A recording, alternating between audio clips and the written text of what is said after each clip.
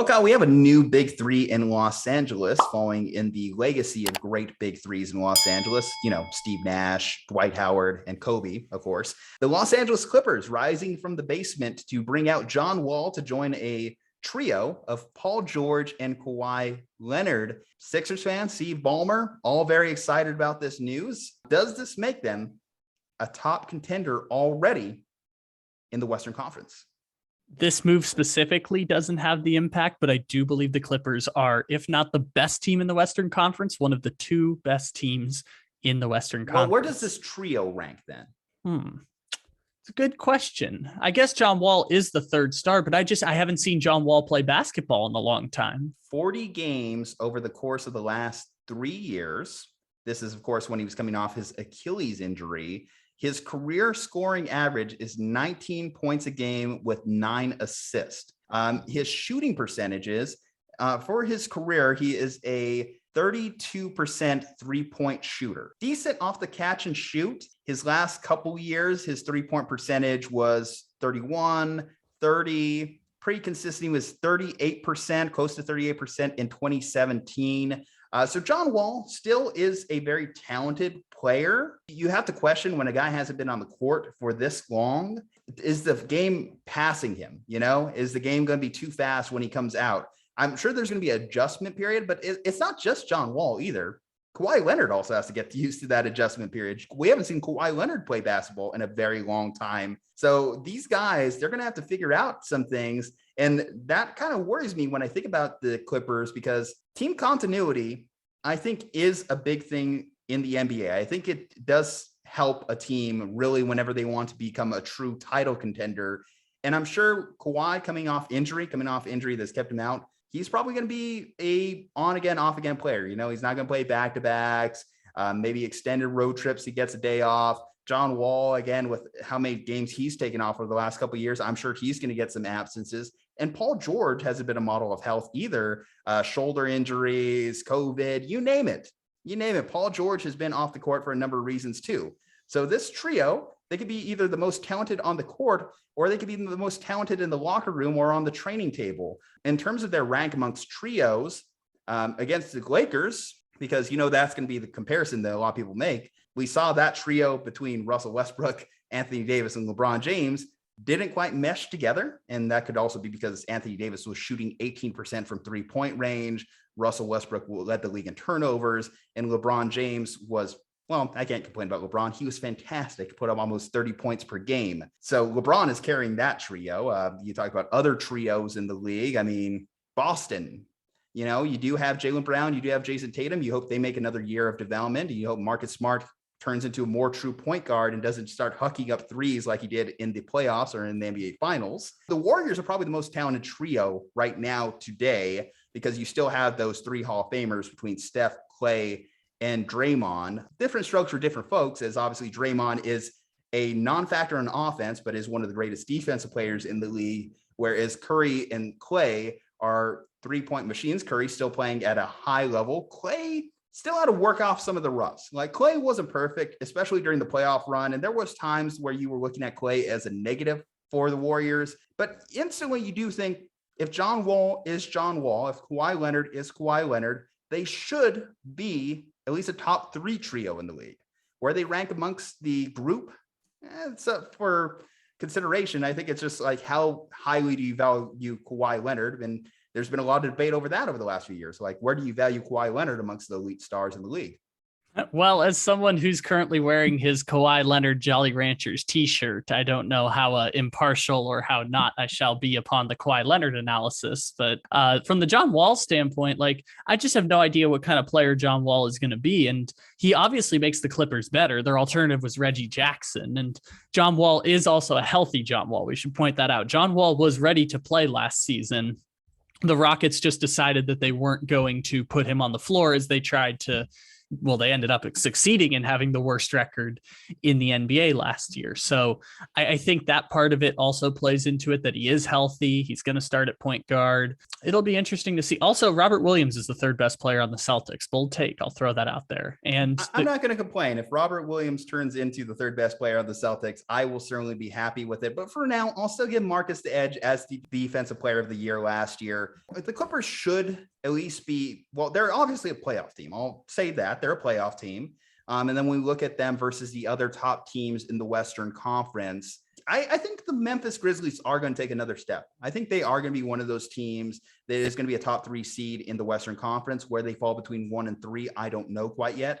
The Dallas Mavericks are always going to be a factor because they probably have the best player in the conference at this point. We talk about Utah falling off. We talk about the Phoenix Suns and a potential implosion there.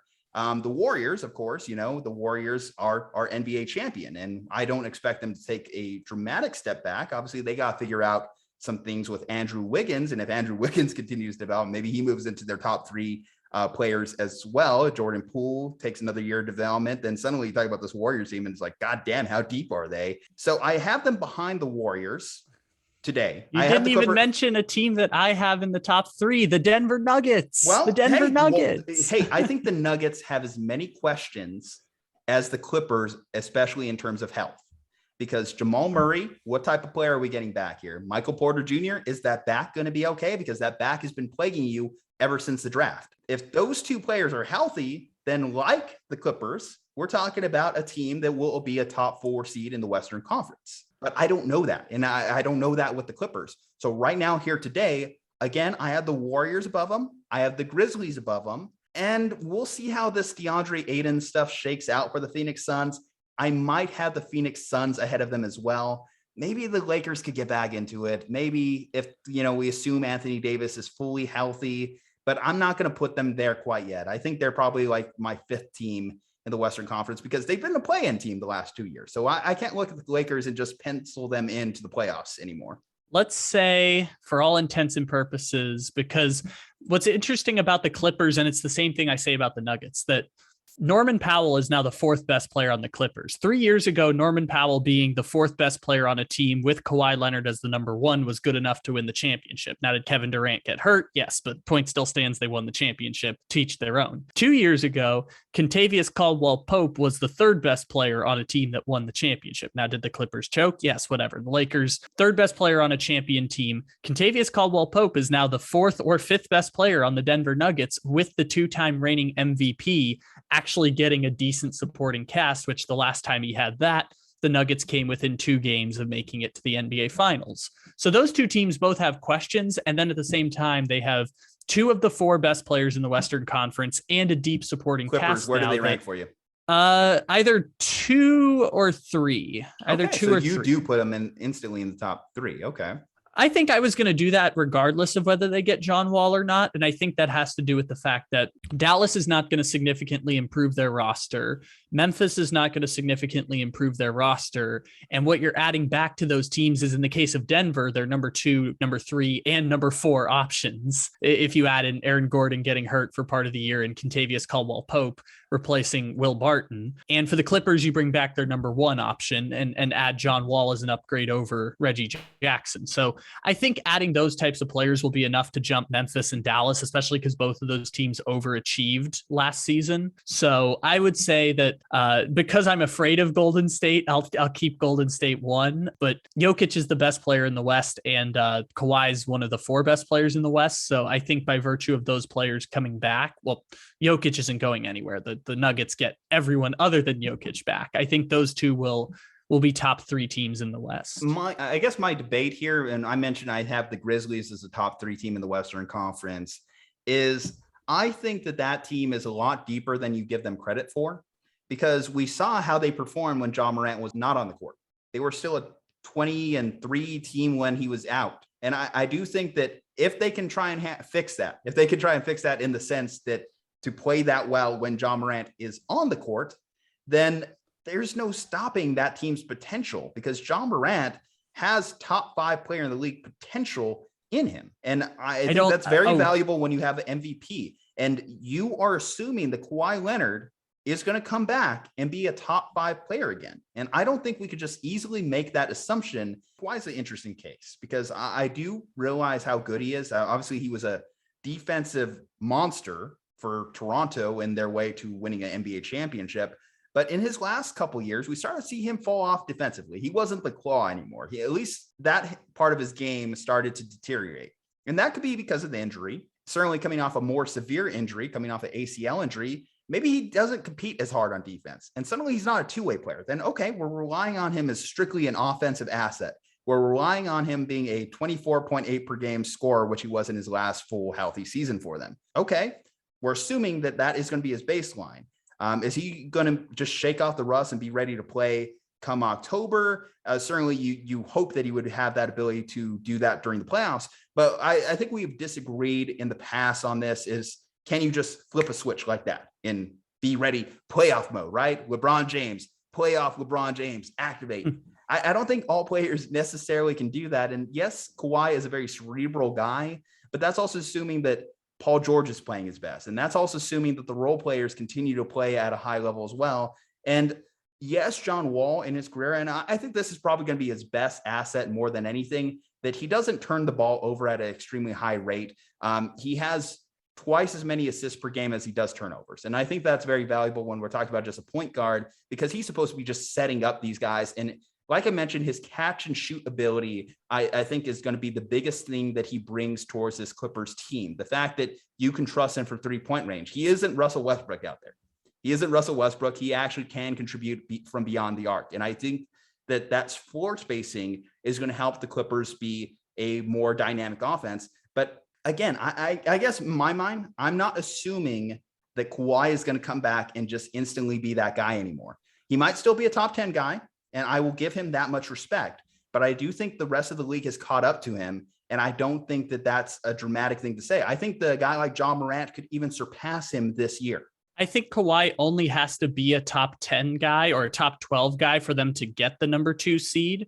Case in point, Ja Morant did that last year. And I think that's part of the fact that the Western Conference is the weaker conference relative to the East. And I think that Kawhi Leonard can get back to that point. Now, if he gets to the top 5, I think the Clippers are better than Golden State. If he can be as valuable to the Clippers as Steph Curry was to the Warriors at the end of the year, yeah, they're champion favorites at that point. Their team is super deep. They have a true number 2 in Paul George, etc. I think just by getting back to that top 10 point, and top 10 is like, he'll start in the All-Star game is like the point of reference there. I think that's another how example I got to bring up here too, and I just got to throw it out there. The 2019 Boston Celtics, this Clippers team reminds me a lot of, because we talked about how impressive it was for the Boston Celtics in 2018 without Gordon Hayward and without Kyrie Irving to get to the Eastern Conference Finals, get to a Game 7 against LeBron James, and almost make it to the NBA championship. But when those players came back, when Kyrie Irving and Gordon Hayward came back, it was not a seamless transition for that team. There was a lot of players that had a lot of minutes the previous season, and egos started to become a factor on that team. Do you think a guy like Reggie Jackson is going to be super excited to be in a more limited spot? Do you think a guy like Norman Powell is going to be in a super excited position to go back to just being an average role player? No, these guys have egos too, and they're NBA players, and they have a right to be egos because they did elevate their team to at least be a playoff team last year. And we thought it was impressive. We thought it was them playing above their heads. But these guys earned some level of respect. So a guy who has played 40 games over the last 3 years, coming in and taking up minutes, I think is going to rub some people the wrong way. I do think that Kawhi Leonard, who hasn't played basketball since, the playoffs 2021, coming back and instantly taking up minutes is going to mean a lot of guys are going to be in positions that they weren't last year. And that's going to be up to Ty Lue. That's going to come down to coaching, and that's going to come down to putting them in the right spots to succeed. And I'm not saying they can't do that. I'm not saying that that's going to mean that they are a bad team in the following year. But I do think that type of stuff matters when we're talking about the grand scheme of building a championship contender. Can you manage egos? Can you manage minutes? Can you keep these guys in the right spot, play them in the right rotations? You got to figure out the rotations. Those are just as important to anything. And you're going to figure out what is John Wall. What is Kawhi Leonard at this point in his career? And in certain respects, in certain schemes, is a guy like Reggie Jackson or a guy like Norman Powell better than them? And No, Reggie no. Jackson and Norman Powell are not better than Kawhi Leonard and Paul George. In the grand scheme, I'm not saying in terms of building your entire team around a player. I'm saying on a minute by minute basis. I'm saying is in I have a matchup to win. I have a guy in front of me who can win this particular matchup. It's not. No, it's Reggie Jackson and Norman Powell. No, it's not an exact science in the sense that Kawhi is going to win a lot of matchups, but maybe there's a matchup that Reggie's speed and his ability to high step can actually beat them in. You know, I'm just saying that these players played at a very high level last year, and they are going to be happy to have some added additions to their team by virtue of guys getting healthy. But I don't think it's just one of those things where it's just like we could say, okay, so this guy's taking up minutes as opposed to this guy. So by virtue, they're going to instantly win all those minutes. Like I said, these guys, I think Kawhi's not going to be quite the defensive players that he once was. I don't think Paul George is quite the same level of two-way player that he once was. And John Wall, again, we don't know what type of player he is. So I guess that's my only thing. I still have Memphis above the Clippers today. And that's probably going to be one of our big disagreements coming into this year's NBA season. But anyway, guys, let us know in the comments below. What do you think about this trio that is developing out in Los Angeles? Do you think that this is an instant title contender, or do you see the possible flaws in this roster? I kind of want to get to know your thoughts. Leave a like on this video from your host, Juju Talk Sports, and Kyle. Better stay safe, happy, and healthy, and hit that subscribe button. Just go ahead and do that right now. We'll see you next time.